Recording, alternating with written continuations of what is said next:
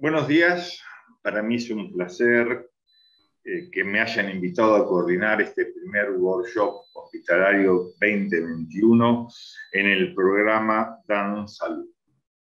Primero, queremos agradecer al laboratorio Glaxo por el apoyo a estos temas o a estos workshops que indudablemente sirven para la educación médica.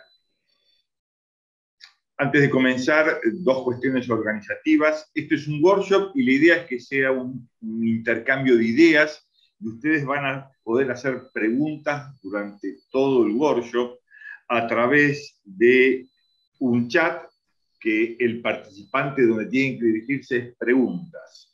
Y la segunda cuestión es si hay dificultades técnicas, tienen que dirigirse al participante de asistencia técnica que él los asesorará cómo arreglar el problema técnico. El tema de este workshop es muy interesante. Es indudablemente enfermedad de Parkinson, estrategias terapéuticas para el manejo de la vida.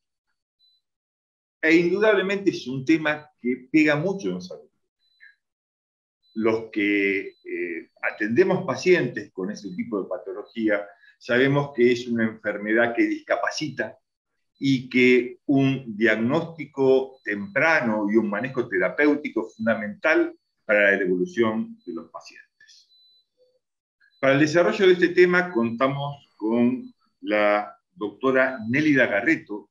Nélida es jefa del sector de enfermedad de trastornos del movimiento del Hospital Ramos Mejía, es docente autorizada de la Facultad de Medicina de la Universidad de Buenos Aires y fundamentalmente es una médica con muchísima experiencia y brillante docente para el manejo de la enfermedad de Parkinson. Entonces, sin más preámbulos, le doy la palabra a mi compañera Nélida Garreto, que ella nos va a mostrar cómo podemos hacer en forma correcta el manejo de estos pacientes. Nélida, buenos días. Bueno, buenos días a todos. Gracias, Raúl, por la presentación. Y obviamente me sumo a los agradecimientos que menciona el doctor Rey en relación a la posibilidad de hacer estos ateneos a través de la ayuda del laboratorio Glaxo. Bueno, como les decía el doctor Rey, es todo un desafío tratar pacientes con enfermedad de Parkinson. Y este ateneo lo que va a intentar es mostrarles un caso clínico real a lo largo del seguimiento de muchos años en el Hospital Ramos Mejía. Esta es una paciente de 61 años en la actualidad, la cual nos consulta por primera vez en el año 2010. En este momento la paciente concurre porque presentaba un temblor de reposo, tenía lentitud en los movimientos repetitivos en el miembro superior derecho, y sumado a eso había un cuadro de hiposmia que la paciente relató a partir del interrogatorio, como muchas veces ocurre, y de constipación. En ese momento el cuadro clínico impresionó una enfermedad de Parkinson, y es así que con este diagnóstico nos decidimos a comenzar el tratamiento. Pero antes de seguir, lo importante es plantearnos que cuando realizamos el diagnóstico de enfermedad de Parkinson, ya nos encontramos con el primer desafío. ¿Por qué? En primer lugar, porque la enfermedad de Parkinson es de diagnóstico clínico, o sea, no tenemos métodos complementarios que certifiquen el diagnóstico, con lo cual nos basamos en criterios diagnósticos. En el año 2015, la Movement Disorder Society, o sea, la Sociedad de Movimientos Anormales, genera estos nuevos criterios que son de suma utilidad porque van a permitir que todos podamos diagnosticar la enfermedad de la misma manera. Aquellos que tienen experiencia, aquellos que no tienen experiencia, si se atienen a estos criterios, van a poder tener la misma certeza diagnóstica cuando están frente a un paciente. ¿Qué aportan estos criterios? Bueno, estos criterios aportan fundamentalmente el concepto de que la enfermedad de Parkinson, además de ser una enfermedad motora, es una enfermedad en donde los síntomas no motores tienen una prevalencia muy importante, aún desde las etapas previas a la manifestación motora de la enfermedad. O sea que muchos años antes de que el paciente comience con síntomas motores, empieza a haber una sintomatología que obviamente el paciente no relaciona con una potencial enfermedad de Parkinson, pero que sí son marcadores, como la hiposmia, la constipación, los trastornos del sueño REM, como vamos a ver más adelante. Entonces esto es algo que traen estos nuevos criterios como apoyatura, la presencia de estos síntomas no motores.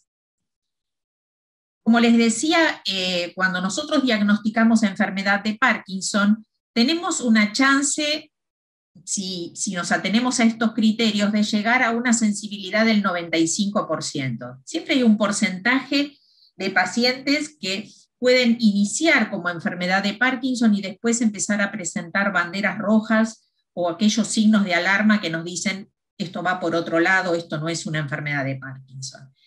Obviamente que a medida que pasan los años, nosotros tenemos más posibilidad de ser certeros en el diagnóstico. Cuando ya pasaron 5 años de enfermedad y la enfermedad se mantiene con estos criterios, podemos asegurar que el paciente presenta una enfermedad de Parkinson. No es tan fácil o no es tanta la certeza cuando la enfermedad comienza, por esto que les mencionaba. Porque puede haber otras patologías que simulen una enfermedad de Parkinson y no lo sean.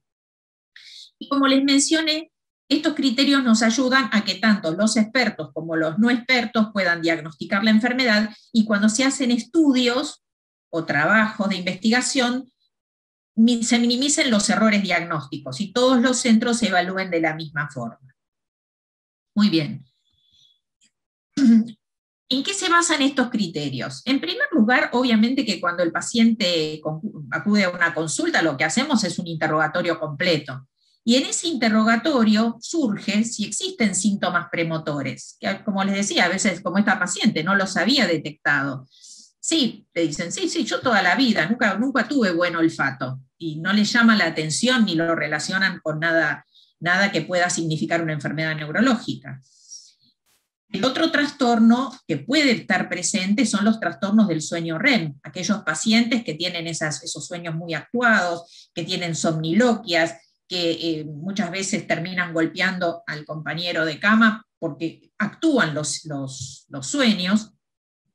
Como les mencioné, la constipación, algunos pacientes la hipotensión ortostática, la depresión, y obviamente también, que siempre hay que preguntarlo, es si hay algún familiar que tenga Parkinson, algún familiar de primer grado, o si hay algún familiar al que se le haya hecho un diagnóstico genético de enfermedad de Parkinson, que bueno, no es tan frecuente en nuestro país que los pacientes tengan una determinación genética de enfermedad. Una vez que hacemos el interrogatorio, que es lo que hacemos en cualquier historia clínica, nosotros tenemos que ir a buscar los síntomas mayores. El síntoma mayor de la enfermedad de Parkinson es la bradiquinesia, la de un síndrome parkinsoniano. Si yo no tengo bradiquinesia, que es lentitud de movimiento, no voy a tener un síndrome parkinsoniano. Eso es un error que a veces se comete. El paciente viene con un cuadro de temblor, de reposo, y uno habla de un cuadro parkinsoniano. No, si no tiene bradiquinesia, que es el signo mayor, no existe un síndrome parkinsoniano. Además de la bradiquinesia, que siempre tiene que estar presente, el paciente puede tener rigidez o puede tener temblor. Pero hay que tener presente que hay 1/3 de los pacientes que pueden tener formas no temblorosas de la enfermedad. A eso se suma la manifestación de esa bradiquinesia en distintos actos. Cuando el paciente escribe, en micrografia, cuando habla, hipofonía, cuando balancea los brazos, siempre el balanceo comienza a ser asimétrico porque la enfermedad comienza en forma unilateral, el acortamiento de los pasos, etc. Entonces, este síndrome parkinsoniano es el que nos va por lo menos a introducir en la posibilidad de que el paciente tenga una enfermedad de Parkinson. Obviamente, cuando el cuadro es dudoso, a veces se llegan a hacer estudios para detectar si existe una alteración en la transmisión dopaminérgica o no. Pero bueno, eso después lo vamos a ver más adelante.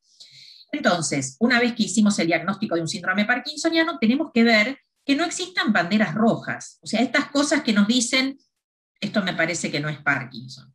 Un paciente que rápidamente progresa, que a ustedes contándoles una historia de 2 años, 3 años de enfermedad, la familia lo trae en silla de ruedas, o lo trae sosteniéndolo porque se cae, eso no lo van a ver en la enfermedad de Parkinson. Las tempranas caídas, o que el paciente tenga mucho trastorno fonodeglutorio muy precoz, siempre se pone como límite los 5 años. Por eso estos criterios son útiles porque hablan de una constante de tiempo. Lo que puede ocurrir en una etapa tardía, que es que el paciente se caiga, que el paciente tenga dificultad deglutoria o que tenga dificultad fonatoria, no va a estar presente en los primeros años. Entonces esas son banderas rojas. Si no existen estas banderas rojas, estos signos como de alarma, tal vez diagnosticamos entonces una enfermedad de Parkinson y estamos habilitados a comenzar un tratamiento con alguna droga dopaminérgica.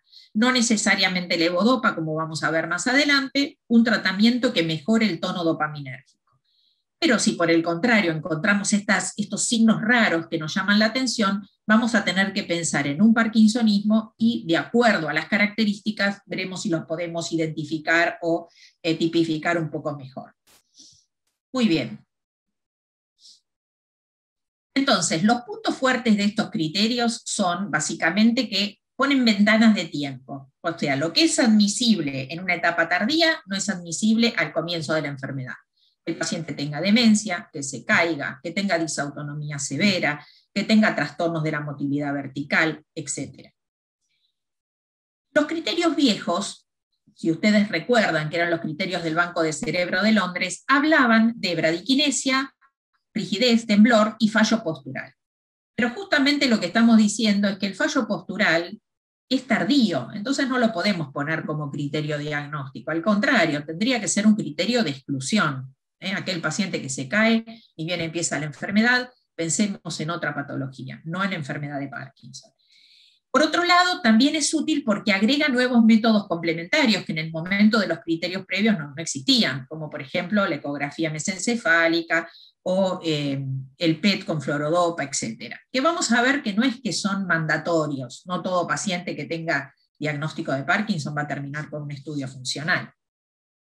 También descarta como criterio absoluto las alteraciones cognitivas, que un paciente tenga fallo cognitivo, sobre todo deterioro cognitivo mínimo, no descarta la enfermedad de Parkinson. Sí, si tiene criterio de afasia primaria progresiva o de demencia frontotemporal. Esas demencias no son compatibles con el diagnóstico de enfermedad de Parkinson. Y como les mencioné, los síntomas no motores son muy importantes a tal punto que si pasan los años y el paciente no tiene síntomas no motores, también esto es algo que es una bandera roja, llama la atención. Un paciente, algún síntoma no motor, si ustedes interrogan bien, van a encontrar. Muy bien, entonces este es el primer paso, el primer desafío, diagnosticar correctamente la enfermedad. ¿Cuál es el segundo desafío? Bueno, el segundo desafío es ¿cómo es la enfermedad? ¿Qué le puedo decir al paciente? ¿Todos los pacientes van a evolucionar igual? ¿O hay pacientes que evolucionan de distinta forma? ¿Y de qué depende esto? Bueno, la realidad es que en la práctica, y creo que todos lo hemos visto, no todos los pacientes son similares, y en la enfermedad de Parkinson esto no es una excepción. Con lo cual, hay pacientes que evolucionan muy rápidamente y muy rápidamente alcanzan una discapacidad funcional importante, mientras que hay pacientes que vienen a la consulta relatando muchos años de evolución y nosotros si es la primera vez que los vemos y dudamos, como un Parkinson de 10 años y no fluctúa, y bueno, y esos pacientes existen. Entonces, se habla en la actualidad de subtipos de enfermedad de Parkinson desde el punto de vista clínico, de formas leves, que se ve más que todo en gente joven, con muy buena respuesta a la medicación y una progresión lenta, formas intermedias, que tal vez son las que uno tiene en la cabeza, aquellos pacientes que comienzan en edad media de la vida, que tienen síntomas moderados, motores y no motores, que mejoran con la medicación y que el curso es moderado. Pero también están estos otros en donde uno a veces duda del diagnóstico de enfermedad de Parkinson porque es una enfermedad que progresa rápidamente se hace bastante difícil de manejar con los fármacos tiene una progresión rápida, se asocia a deterioro cognitivo, a trastornos del sueño REM, a trastornos disautonómicos, a trastornos de la marcha precoces. Entonces, bueno, todo esto nos hace pensar, pero, a ver, ¿esta es la misma enfermedad o son enfermedades distintas? Y tal vez la explicación esté en que hablamos de enfermedad de Parkinson como un paraguas en donde existen diferentes formas clínicas que probablemente tengan que ver con diferentes mecanismos fisiopatogénicos.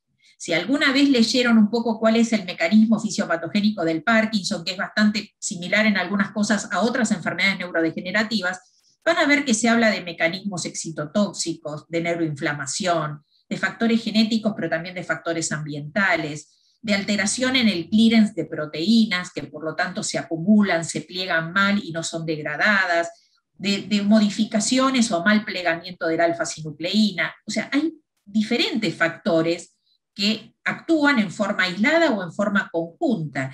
Y eso puede determinar probablemente que todos los pacientes que veamos no sean iguales, porque probablemente haya diferentes mecanismos fisiopatogénicos. Muy bien. Volviendo a nuestra paciente, en el 2010 entonces nosotros diagnosticamos una enfermedad de Parkinson, el cuadro era leve y decidimos utilizar un inhibidor de la MAO. Empezamos con selegilina. La paciente durante 2 años anduvo fantástico, anduvo muy bien, y cuando digo muy bien es lo que el paciente cuenta, ¿no? Porque ustedes tienen que tener presente que en una enfermedad como la enfermedad de Parkinson, es importante lo que ustedes ven en la consulta, pero es más importante lo que el paciente les cuenta en relación a su funcionalidad. ¿Cómo estoy con la medicación? Ustedes lo pueden ver fantástico en la consulta y el paciente sale a la calle, se le va el beneficio y está en un off gravísimo. Entonces es muy importante lo que el paciente relata. Esta paciente anduvo muy bien hasta que en el 2012 ya la respuesta no llegaba a controlar todos los síntomas, la selegilina. Entonces se decide, porque era una mujer joven, en el momento que se hizo el diagnóstico, ahora tiene 61, tenía 50 años, se comienza con un agonista dopaminérgico. Como todo agonista dopaminérgico, se comienza en dosis bajas, el ropinirol se comienza en dosis bajas, el pramipexol también, y se va titulando gradualmente. Muchas veces ustedes van a ver que, bueno, la dosis de ropinirol es tal. Bueno, uno lo que hace es ir titulando, y cuando el paciente logra un beneficio terapéutico adecuado, no nos guiamos por el prospecto, nos guiamos por lo que nos cuenta el paciente. Si está bien con una dosis X, nos quedamos ahí, no es necesario siempre llegar a la dosis máxima, tenemos que hacer un tratamiento individualizado. Muy bien, la paciente anduvo muy bien. 2 años más tarde, ya empezó a notar que el beneficio no era del todo adecuado, ya tenía 4 años de enfermedad, y ahí decidimos asociar levodopa. Obviamente que cuando el paciente comienza con levodopa tiene una respuesta estable. Mejora, toma 3, toma 4 tomas al día, se olvida una toma, no lo nota, está estable. Pero cuando el cuadro progresa, y ya acá son 6 años de enfermedad, empieza a tener fluctuaciones. Momentos de beneficio, momentos de peoría, lo que llamamos deterioro de fin de dosis o wearing off. Esta misma paciente pasa el tiempo y empieza a requerir más dosis de levodopa, sigue fluctuando y en algún momento necesita el asociar entacapone. Como saben, el entacapone es un inhibidor de la POM, de la catecolometiltransferasa, que lo que hace es prolongar la duración del tiempo ON. Entonces, bueno, esta paciente con el entacapone mejoró la duración del tiempo ON, y esto se mantiene hasta que en la actualidad es una paciente en donde lo motor está controlado, pero aparece toda una serie de otros factores que tienen que ver con lo postural, con las caídas y con el trastorno cognitivo, un trastorno disejecutivo marcado que la paciente relata. Entonces, fíjense, empieza una paciente con síntomas leves, se usan drogas de segunda línea, se asocian agonistas, requiere levodopa, primero no fluctúa, después empieza a fluctuar, y ya el cuadro se complejiza, al punto que muchas veces en estos pacientes, tal vez en la etapa de entacapone, muchos son sujetos que pueden ser pasibles de un tratamiento quirúrgico. Muy bien, o sea que este es el relato de la paciente. ¿Cuál es nuestro tercer desafío? Bueno, el tercer desafío es, si esta enfermedad cambia, y como dijimos, primero responde bien y después no, ¿qué es lo que está pasando? Fíjense, acá está graficado una enfermedad precoz, todo lo celeste es estado de ON. Esta paciente en un estadio temprano tiene una curva, pero siempre está dentro del periodo ON. Se olvida una toma 3, toma 4, se mantiene con un beneficio funcional. A medida que la enfermedad progresa, bueno, si se demora un poquito en la toma de la medicación, ya empieza a notar la pérdida de beneficio, ya empieza a notar el off. Y por último, en las etapas avanzadas, van a ver que hay muchos de estos puntitos azules que marcan que el paciente se fue de la zona de beneficio terapéutico, o sea, que entró en un periodo off. ¿Y esto por qué ocurre? Este gráfico de PEBE es sumamente interesante porque nos muestra qué pasa a 3 niveles. Primero, el nivel plasmático. La droga hace esto. La droga tiene una cinética que es de vida media corta. O sea, la levodopa tiene una vida media corta. Entonces, tanto en la enfermedad temprana como en la enfermedad avanzada, la droga se comporta de la misma forma.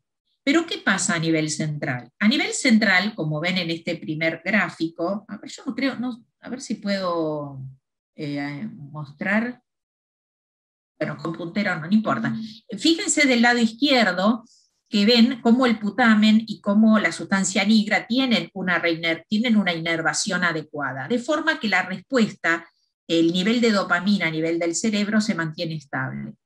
Pero en el gráfico de la derecha, cuando la denervación progresa, cuando la sustancia nigra tiene más denervación y hay un menor tono dopaminérgico, eso se va a transformar en niveles de dopamina que también son fluctuantes.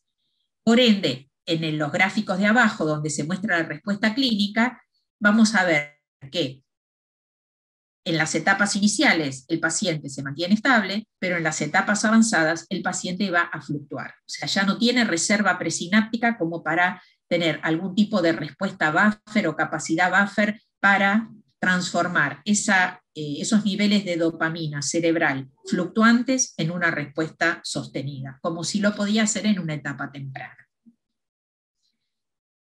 Muy bien.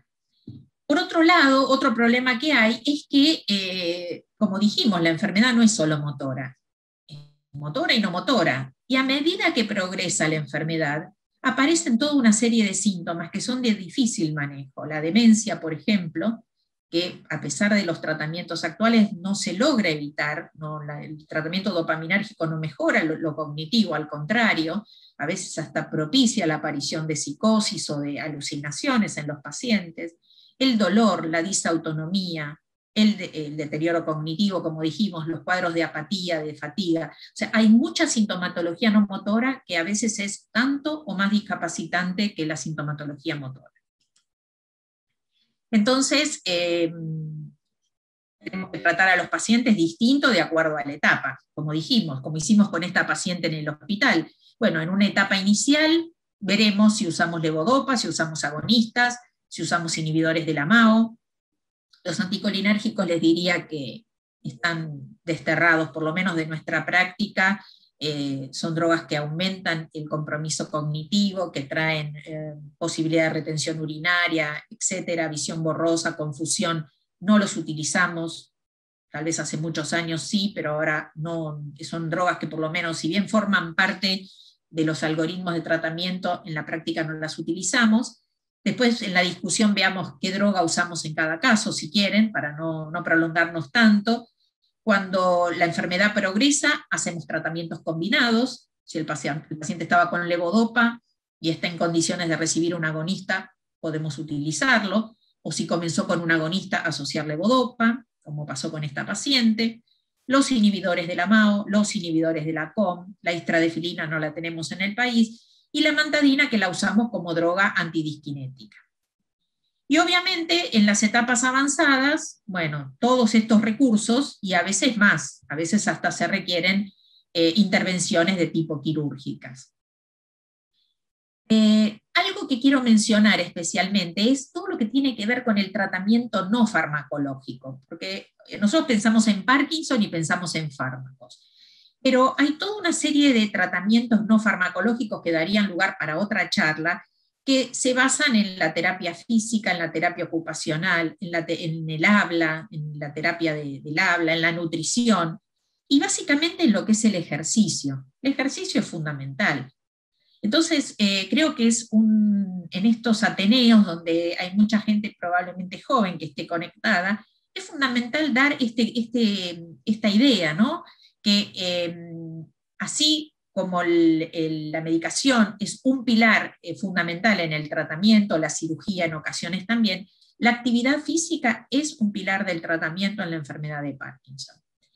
Y si ustedes se fijan, cuando yo hice hace poquito una búsqueda en PubMed, en estos últimos años hay 2.051 citas de actividad de Parkinson, actividad física y enfermedad de Parkinson. O sea, esto que nosotros decíamos empíricamente cuando empezamos a atender pacientes hace 30 años, decíamos, bueno, sí, muévase, porque interpretábamos que si la enfermedad daba lentitud, el paciente iba a mejorar si intentaba moverse. Bueno, esto está demostrado que es así, y ahora tenemos un sustento tanto preclínico como clínico para decir que la actividad física es fundamental en el tratamiento. Y no me voy a detener mucho, pero básicamente el concepto es que hacer ejercicio aumenta la transmisión dopaminérgica a nivel caudado, a nivel de estriado ventral, y refuerza todo lo que es la transmisión dopaminérgica. Y acá hay un resumen muy interesante de,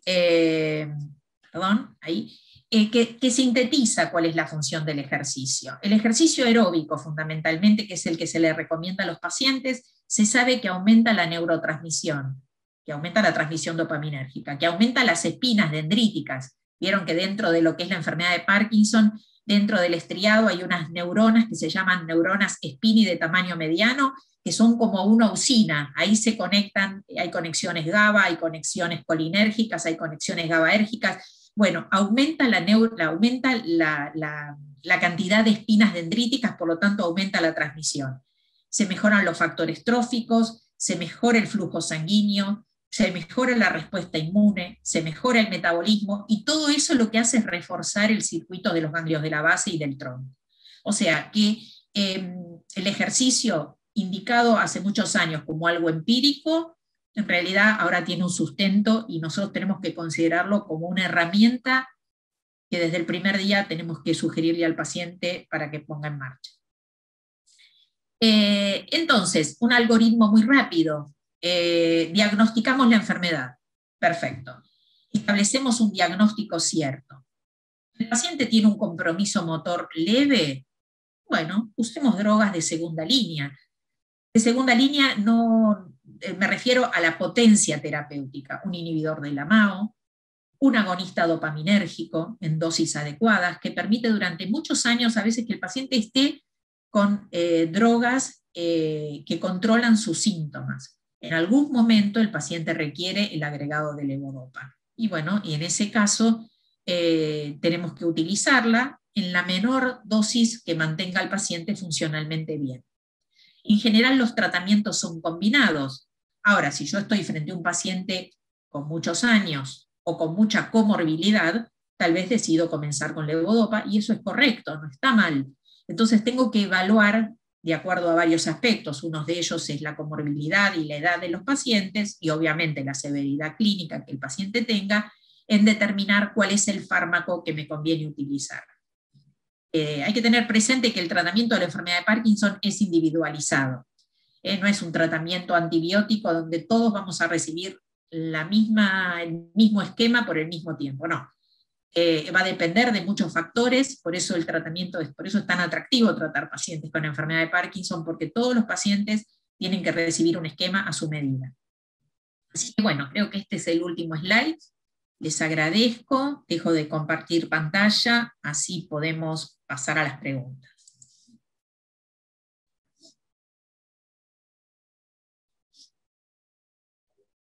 Gracias, Nélida, por tu clara y brillante exposición.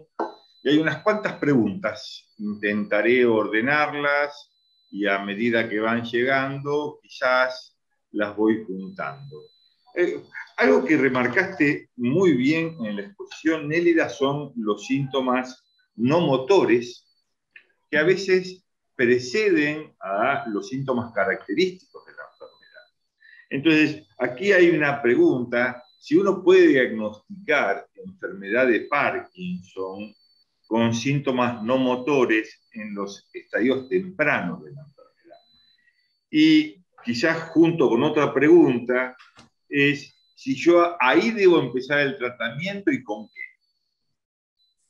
Bueno, esa es una pregunta que en todos los meetings, en todas las reuniones, se suscita esta pregunta, ¿no? Si yo tengo un paciente que tiene hiposmia, por ejemplo, que tiene constipación, que tiene un familiar que tiene Parkinson, un padre con Parkinson, ¿y yo estaría autorizado a tratarlo o no? Acá hay varias situaciones. En el momento no tenemos drogas que sean neuroprotectoras, ¿no? O sea, la realidad es que cuando pensamos de neuroprotección tenemos que pensar en que el daño no tiene que ser muy, muy grande, ¿no? O sea, tenemos que proteger la pérdida de neuronas. En la enfermedad de Parkinson, cuando comienzan los síntomas, ya el 90% de las neuronas se perdió. O sea que la neuroprotección desde el punto de vista de la definición sería imposible. No hay drogas neuroprotectoras. Entonces, este sería el estadio ideal, el premotor, para poder establecer estudios o trials que prueben drogas con un efecto neuroprotector.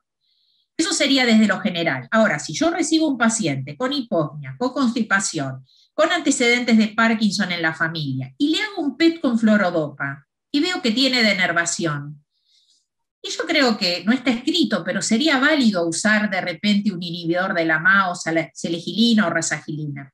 Podría ser válido. Es una discusión abierta, pero creo que el concepto es que llegamos tarde y que todos los esfuerzos tienen que estar hechos para encontrar poblaciones de riesgo en las que uno pueda probar drogas que protejan. Nélida, vos fuiste muy clara cuando nos enseñaste que el diagnóstico de enfermedad de Parkinson es clínico. Ahora, en un estadio premotor, ¿se justifica algún método complementario o en algún otro estadio o en algún otro caso se justificarían métodos complementarios como un PET con fluorodopa para llegar a un diagnóstico concreto? ¿Y eso es patognomónico o tiene errores? Perfecto. A ver, en lo premotor, como decíamos, de repente puede ayudar a inclinar la balanza si un paciente que tiene síntomas que no me permiten el diagnóstico tradicional, que el diagnóstico, como vimos, los criterios diagnósticos son clínicos y son motores fundamentalmente. Yo puedo diagnosticar la enfermedad a partir de síntomas motores. Los estudios de investigación tienen que estar tendientes a buscar pacientes en riesgo, justamente como decía, para encontrar drogas o probar drogas que tengan un efecto modificador de la enfermedad. Ahora, ¿en quién hago un PET con fluorodopa? El concepto es que hago un PET con fluorodopa en aquel paciente que tengo dudas diagnósticas, que tiene un cuadro parkinsoniano, en donde me quedan dudas. Les comento dos casos, por ejemplo. Un paciente que nos vino a la consulta con un temblor de reposo, pero con también un temblor postural y con un temblor de estos temblores que aparecen después de mantener la postura. Tenía una bradiquinesia que era difícil de evaluar, porque al tener tanto temblor era difícil evaluar la lentitud en los movimientos repetitivos. El paciente no respondía, su temblor no mejoraba con agonistas, y era muy joven para empezar levodopa en dosis altas. Entonces lo que hicimos fue hacer un PET con fluorodopa que demostró una pérdida de la captación dopaminérgica típica en la parte posterior de los estriados, característica de enfermedad de Parkinson. Lo que sumado a un seguimiento del paciente que empezó con síntomas de menos balanceo de un brazo, nos permitió diagnosticar la enfermedad. O sea, el concepto es que hacemos un estudio de tal complejidad cuando tenemos dudas diagnósticas. De todas formas, como bien preguntó Raúl, y es algo muy importante, si el PET es normal, me descarta una alteración en la transmisión dopaminérgica. Si el PET es normal, el paciente no tiene Parkinson. Ahora, si el PET tiene un trastorno en la captación de dopamina, puede a veces tener una enfermedad de Parkinson o puede haber otros parkinsonismos que también tienen alteraciones en la recaptación de dopamina. O sea, no es una certeza diagnóstica, es una apoyatura. Y si es normal, nos descarta. Bien. Nelly, hay muchas preguntas, voy a intentar resumirlas. Todos te felicitan por la brillante charla, pero una es, ¿qué experiencia tiene con la rasagilina en el freezing de la marcha? Bueno, a ver, el freezing de la marcha es realmente un problema, sobre todo cuando el freezing se presenta en on. Vieron que hay dos posibilidades. Yo puedo tener un paciente que hace freezing en off, o sea, el paciente que cuando entra en off, sumado a todo su cuadro de lentitud, tiene un cuadro de congelamiento de la marcha. Ese paciente tiene un poco más fácil manejo porque lo que tengo que hacer es corregir el off. Corrigiendo el off, mejoro el freezing. Pero muchos pacientes tienen freezing en on. Entonces, todas las estrategias son válidas, la rasagilina es válida, pero les diría que personalmente creo que la mayor eficacia es en hacer entrenamiento de la marcha. Esos son los pacientes que se benefician con rehabilitación específica de la marcha, porque no, el tono dopaminérgico no está influyendo. Evidentemente, si el paciente está en on y sigue teniendo freezing, hay otros mecanismos que están implicados, y en esos casos, personalmente, lo que trato de hacer es sugerirles que hagan o terapia de rehabilitación de la marcha, o que bailen tango, que es una estrategia muy interesante, porque, como saben, el tango es un baile que es caminado, y que hay muchas detenciones y reinicio, entonces permanentemente el paciente está trabajando el stop y el reinicio, el stop y el reinicio, y puede dar tips que pueden ayudar para el freezing en on, pero realmente sí es un problema porque no hay un tratamiento farmacológico claro que mejore. Nelida, hay muchas preguntas y yo voy a algo que es, ya que entraste en el tema del tratamiento no farmacológico. Vos, complementando tu exposición de recién, ¿aconsejás algún tipo de ejercicio en particular? Y otra pregunta que hay aquí es que hablaste de alimentación en conjunto con fármacos y si la insuficiencia hepática modifica o complica el tratamiento. ¿Das algún tipo o aconsejás algún tipo de alimentación? Y complemento la pregunta es, ¿qué relación hay de la toma de la medicación con las comidas? Bien.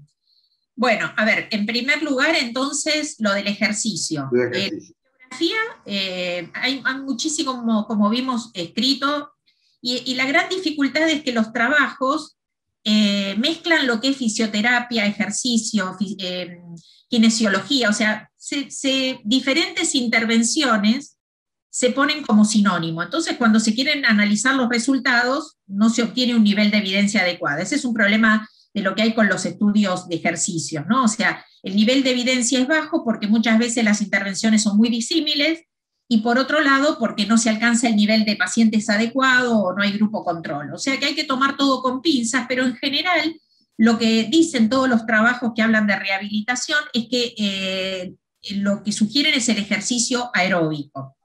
Y dentro del ejercicio aeróbico, la lista de cosas para hacer es inmensa, desde lo que es el baile, desde lo que es el caminar, el yoga, el tai chi, de repente el ballet, o sea, hay diferentes estrategias, el neurobox, o sea, el entrenamiento de boxeo para pacientes con enfermedad de Parkinson, hay un montón publicado de todas estas cosas. La sugerencia global es que el paciente, en primer lugar, haga algo aeróbico. La segunda sugerencia es que haga algo que le guste para que pueda tener continuidad. Justamente los programas de baile ponen un plus que es, bueno, ahora está medio cortado con el tema de la pandemia y todo se hace virtual, pero el hecho de la interacción social, de acercarse, de tener que bailar con el otro, el aspecto físico, el cuidado personal, son todos aspectos que el entorno social contribuyen a que el paciente tenga una mejor compliance. Si no, todos tenemos experiencia que la kinesiología hay que estar prácticamente llevándolos con una cuerda al cuello para que vayan, porque son terapias que tienden a haber mucha deserción. Entonces, en primer lugar, aeróbico, en segundo lugar, el paciente tiene una buena compliance, y dentro de lo aeróbico, lo que sea. El tai chi también, hay muchos trabajos sobre tai chi, vieron que el tai chi tiene mucho de simetría, ¿no? O sea, trabaja un brazo, trabaja el otro. En un paciente que tiene una dificultad motora, sobre todo bilateral, pero más unilateral, el hecho de trabajar la simetría con los dos brazos es sumamente útil, trabaja la elasticidad, la resistencia, etcétera. O sea que todas estas cosas son válidas. Después de la hidratación, importante. Cuando el paciente comienza a tomar levodopa, saben que la levodopa compite con los aminoácidos neutros de la dieta. O sea, cuando el paciente toma levodopa, tiene que pasar por un sistema de transporte activo, tanto a nivel del yeyuno como a nivel de la barrera hematoencefálica. Entonces, la tienen que dar lejos de las comidas. Y a veces, aún tomándola lejos de las comidas, la competencia con las proteínas de la dieta hace que el paciente, después de comer, al mediodía, su tarde no sea buena, o sea, que tenga bastantes momentos off por la tarde. Entonces, ahí a veces la sugerencia, que la manejan los nutricionistas porque es una alquimia, es pasar las proteínas de la dieta en su mayor parte a la noche. Y uno piensa proteínas de la dieta y dice, bueno, que coma carne a la noche. No, carne, huevo, arroz, todo tiene proteínas. Entonces ahí necesitamos de un nutricionista que calcule que por lo menos 15 gramos de proteínas reciba antes de las 18 horas, que es lo menos que se puede programar, entre 8 y 15 gramos, y que después reciba el resto de las proteínas, cuando ya a la noche el paciente no tiene tanta necesidad de mejoría funcional. Obviamente después en los estadios avanzados, cuando hay un trastorno de glutorio, va a haber que asesorar a la familia sobre qué maniobras hacer. Todos conocemos la maniobra en donde el paciente debe flexionar el mentón para evitar el fallo de glutorio, adaptar la comida a una dieta blanda, adaptar los utensilios. Si ustedes alguna vez tuvieron oportunidad de ir a algún congreso, van a ver la cantidad de utensilios que se ofrecen, desde utensilios que tienen una como un asa para que al paciente no se le deslice, vasos con un asa, o platos que tienen antideslizante, o sea, todo se puede hacer en casa, ¿no? Pero son las ideas como para que el paciente con enfermedad de Parkinson en un estadio avanzado tenga confort en la alimentación. Muchas veces se levanta el plato en una tarima para que el paciente no tenga que hacer tanto desplazamiento del utensilio. Hay un montón de estrategias, pero obviamente, claro, están adaptadas al momento evolutivo, ¿no? Pero lo de la alimentación es importante, no hay que volverlos locos a los pacientes con estas dietas si no es necesario, pero en ocasiones sí, es necesario hacer una redistribución de proteínas. Nelly, y las pastillas se las doy con la comida, lejos de la comida, antes de la comida, después de la comida. Si es levodopa, como decíamos, siempre 30 minutos antes, mínimo, o 1 hora y media después, para evitar la interferencia con los alimentos. El resto, los agonistas dopaminérgicos, la rasagilina, los inhibidores de la MA o de la COM, pueden ingerirse con el alimento. La levodopa, por esta característica que tiene en su absorción, lejos de las comidas, por lo menos 30 minutos antes, y como tiene una vida media corta, en lo posible mínimo 3 a 4 tomas al día. Eso que el paciente viene y dice, no, a mí me complica, me olvido las tomas, entonces tomo una a la mañana, tomo una a la noche. Y bueno, si la enfermedad recién empieza, le va a venir bien y no va a haber problema. Pero desde el punto de vista, como vimos en esos gráficos, la vida media es tan corta que por más que la respuesta terapéutica al principio sea buena, a nivel central hay una respuesta que es muy fluctuante. Entonces, lo ideal es que ya que estamos haciendo una estimulación tan antifisiológica con una droga de vida media tan corta, lo pretendemos es que por lo menos sea dada varias veces al día. Una cosa más, la droga tiene una vida media corta y el paciente fluctúa, pero fluctúa no solo por la droga, fluctúa porque llega un momento evolutivo de la enfermedad donde no tiene con qué mantener una respuesta estable. Entonces, la droga pone en evidencia su problema, que es tener una vida media corta. Ahora, si yo a ese paciente le hago una inyección, le hago una infusión de duodopa yeyunal, le estoy dando la misma droga, pero al darla en forma continua el paciente deja de fluctuar. Entonces, la vida media de la droga influye, el estadio evolutivo influye, son todos factores que hacen que la respuesta se mantenga más estable o más fluctuante. Bien, te vamos a exprimir porque hay muchas preguntas, así que voy a intentar seleccionarlas. Acá preguntan, ¿la edad seguramente es un factor importante para elegir el tratamiento farmacológico de inicio? ¿Cuál es la edad de corte para no usar agonistas dopaminérgicos pensando en sus efectos adversos psiquiátricos? Muy buena la pregunta.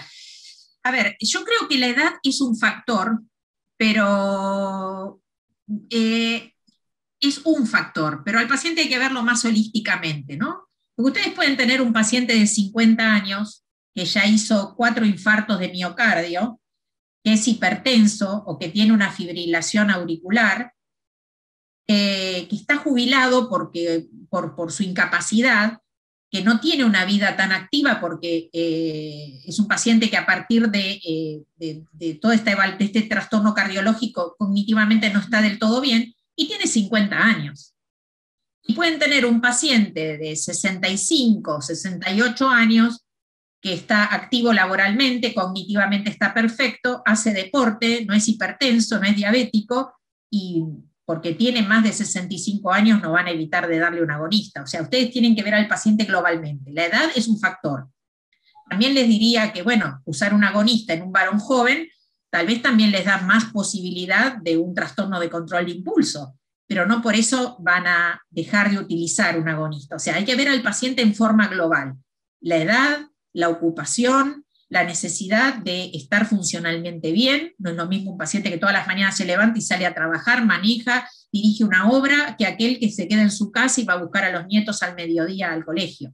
Entonces hay que buscar hay que buscarla en forma global para decidir el tratamiento. Y obviamente coincido que si hay mucha comorbilidad o si hay de repente patología, ya compromiso cognitivo marcado o previo, un agonista no sería lo recomendable.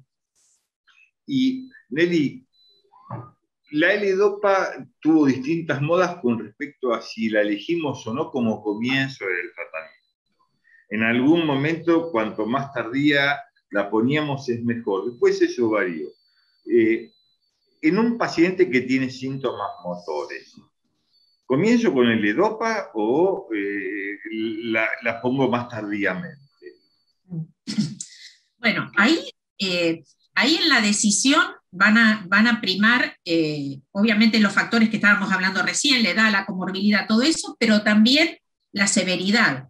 Si yo tengo un paciente con síntomas con mucha severidad, porque se demoró el diagnóstico, porque el paciente no se trató, lo que fuere, tengo que saber que probablemente voy a necesitar iniciar con levodopa. Lo que vos decís de las etapas es muy llamativo porque a pesar de que no creo ser tan grande, pero las viví todas estas etapas, ¿no? O sea, la etapa donde teníamos levodopa y teníamos agonistas buenos, pero que después por ser ergolínicos salieron del mercado, o sea, y no todos los pacientes tenían acceso a agonista, usábamos dosis altas de levodopa. Y vimos muchas complicaciones, muchas disquinesias, o sea, los pacientes en la sala de espera del hospital, en el pasillo, tenían unas disquinesias enormes, y me acuerdo que nuestro jefe en ese momento, el doctor Monteverde, salía y decía, por favor, atiéndanlo, este hombre que se está cayendo de la silla. Esas disquinesias graves, no es que no las vemos, pero las podemos de alguna forma manejar si hacemos un uso adecuado de los fármacos. Ese uso indiscriminado de la levodopa que hicimos en un momento como única alternativa para tratar, se transformó en una segunda etapa en lo que se llamó levodopafobia.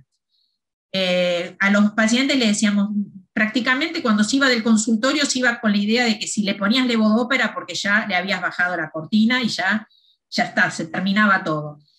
Y pasamos a una etapa en la actualidad en donde sabemos que sigue siendo la droga más potente, que tenemos que saber usarla, que tenemos que usarla en varias tomas al día, que tenemos que usarla en la menor dosis que mantenga los síntomas de la enfermedad controlados, que cuando un paciente tiene síntomas que no se controlan con otras drogas de segunda línea, es una alternativa que tenemos que utilizar. Todos los pacientes terminan utilizando levodopa.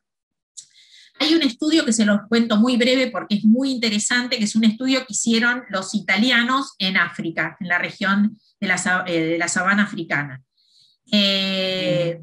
Ellos fueron a África y diagnosticaron pacientes con enfermedad de Parkinson, que obviamente por las condiciones de la población no habían sido tratados nunca, eran todos vírgenes de tratamiento, y comenzaron a darles levodopa.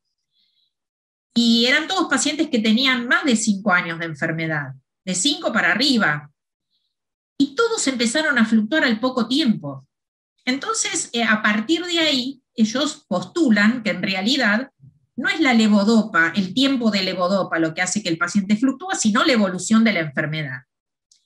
Eso nos dice, bueno, hagamos lo que hagamos, el paciente va a fluctuar. Ahora, ojo, el nivel de disquinesias que el paciente va a tener si usamos dosis altas de levodopa en forma indiscriminada va a ser superior a si usamos tratamientos combinados. Nosotros tenemos la posibilidad de ver menos disquinesias porque hacemos un tratamiento en general en lo posible combinado, o utilizamos la menor dosis que al paciente lo tenga bien. Pero bueno, el concepto que surge de este trabajo es, bueno, haga lo que haga, puede usarla al principio, si total va a fluctuar a los 5 años. Sí, ojo, pero las fluctuaciones van a ser más manejables si yo uso tratamientos combinados, y los agonistas en esto ayudan muchísimo. Nélida, por honor al tiempo y a la cantidad de preguntas pendientes, te voy a pedir que seas un poquito más cortas en la respuesta. Acá tengo una pregunta que dice que la amantadina sabemos que es efectiva en las disquinesias. ¿Aconseja su asociación con un determinado compuesto o con otro, o solo la reducción del presunto causante? Son etapas. Primero trato de, lo posible, bajar la dosis de levodopa para disminuir las disquinesias si puedo. Pero a veces bajo la dosis de levodopa y el paciente entra en off, o sea que no me queda otra que usar la dosis inicial, y ahí la amantadina es una droga antidisquinética de utilidad. Bien. Una pregunta es, ¿por qué no se planteó la cirugía de estimulación en el paciente que presentaste? Sí, justamente. Ese es un paciente que tiene que esperar los 5 años, no por normativa, pero en general una buena práctica es esperar un tiempo de evolución en el paciente, y la idea es que ese paciente sí o sí va a terminar en una cirugía para mejorar su temblor, porque con fármacos no lo seguimos más al paciente, no sé quién lo está siguiendo, pero es un paciente que es pasible de cirugía. Y justamente el hecho de hacer el PET fue para encontrar una denervación dopaminérgica que nos dé más argumento para que el paciente pueda ser sometido a una cirugía de estimulación cerebral profunda, porque esos temblores son muy difíciles de tratar farmacológicamente. Bien, acá hay una pregunta, es, en pacientes jóvenes, por ejemplo, una mujer embarazada con un cuadro parkinsoniano, ¿qué tratamiento preferirías? A ver, no son muchos los casos que vemos de mujeres por grupo etario, pero nos ha pasado en el hospital de tener una paciente que se internó con enfermedad de Parkinson y embarazada, y es realmente un problema porque no hay estudios que nos den la seguridad, pero diría que tal vez una dosis baja de levodopa, la menor necesaria para que la paciente pueda mantenerse, sería una de las drogas que elegiría. Pero no hay estudios en embarazo, por el grupo etario más predominante, son pacientes que serían un problema. No me ha pasado más de 1 o 2 veces. Bien, ya estamos en horario y voy a acotar, voy a elegir 2 o 3 preguntas nomás. Una de ellas, Nelly, es, en caso de que tengas que elegir una agonista, ¿preferís uno con respecto a otro o es lo mismo? A ver, estudios cabeza a cabeza de agonistas no son muchos los que se han hecho, pero en general la efectividad es similar. Uno debe pensar, para elegir un agonista dopaminérgico, muchas veces, aunque nos pese, es la disponibilidad. Muchas veces no todas las obras sociales tienen dentro de sus vademecums todos los fármacos. A veces, por más que preferamos uno en relación a otro, nos vemos decidiendo por la disponibilidad que tiene el paciente. A veces, aunque parezca un dato que no tiene relevancia, muchos de nosotros recibimos muestras médicas y en el hospital no es un tema menor.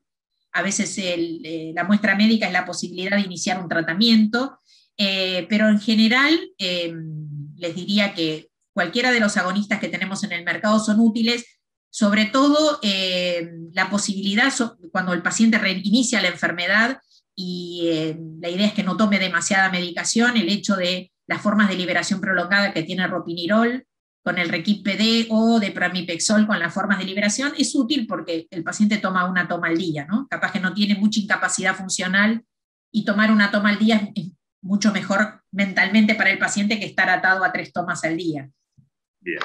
Y Nelly, por honor al tiempo, la última pregunta. En caso de episodios confusionales o de excitación del paciente, ¿qué drogas antipsicóticas o qué medicación tranquilizante elegirías? A ver, primero lo que tenemos que hacer cuando hay un cuadro alucinatorio o un cuadro de psicosis es ver qué estamos dando, ¿no? Yo no puedo tratar con un antipsicótico a un paciente que hace una alucinación si lo tengo con una dosis alta de un agonista y está en una edad en la que no, o está con un deterioro cognitivo. Primero tengo que ver qué fármacos está recibiendo, entre ellos los fármacos no antiparkinsonianos, como pueden ser algunos anticolinérgicos para la función esfinteriana urinaria, ¿no? O sea, hay que mirar bien los fármacos primero. Algunos analgésicos como el tramadol, ojo, porque esos pueden traer deterioro. Primero tengo que limpiar de fármacos. Los que no son antiparkinsonianos, los que pueda sacar, buscar intercurrencias infecciosas. Una vez que descarté todo eso, que descarto que el paciente no tiene una intercurrencia clínica y limpié todos los fármacos que están de más, entonces ahí sí, drogas antipsicóticas para enfermedad de Parkinson, quetiapina, clozapina con los controles hematológicos, y en la actualidad contamos con pimavanserina. Así que bueno, de esa forma, pero no olvidemos que antes de dar un fármaco tenemos que pasar por las instancias previas. Bueno, Nelly, lamentablemente ya nos excedimos un poco en el tiempo. Primero, agradecerte la claridad con que contestás y tu experiencia, que eso es lo que más vale. Segundo, 3 chivos. El primero es que el video de este workshop va a estar subido en TAN Salud, en Workshop Hospitalarios Neurociencias 2021. Entonces, aquellos que quieren volverlo a ver o recomendar a otros para que lo vean, el video va a estar subido en la página de TAN Salud. Segundo, quedaron un montón de preguntas y el sector de movimientos anormales del Hospital Ramón Mejía, que está a cargo de la doctora Garreto, está dispuesto a cualquier tipo de consulta. Y por último, queremos agradecer el apoyo del laboratorio Glaxo para ayudarnos en la educación médica.